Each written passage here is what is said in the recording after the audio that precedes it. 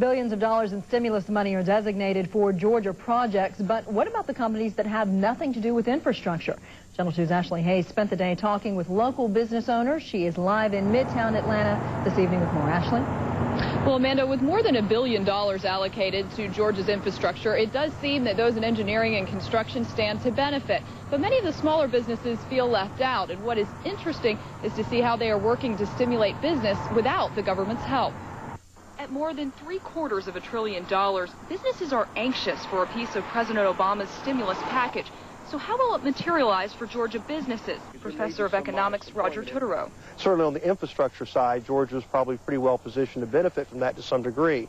But just broadly speaking throughout the economy, I think it's important for businesses to be realistic about the kind of bump that they're going to get. You have your own home. Liz and Craig Cronenberger own an Atlanta startup company, Elf Island. Their livelihoods are dependent on the success of their web-based Adventureland for kids. There definitely are some challenges. As far as the stimulus package, they say they're on their own. There really is no support for small businesses. Mostly we're seeing the big corporations and the banks.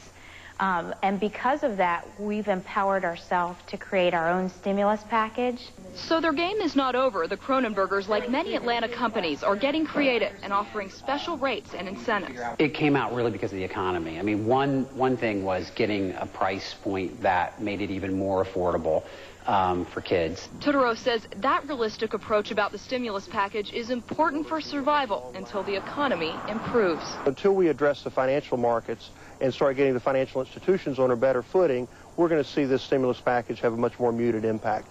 And even with President Obama scheduled to sign the stimulus plan this week, Tutoro believes it is going to be well into the second half of this year before we can feel any noticeable impact. Reporting from the 17th Street Bridge in Midtown, Ashley Hayes, Channel 2 Action News.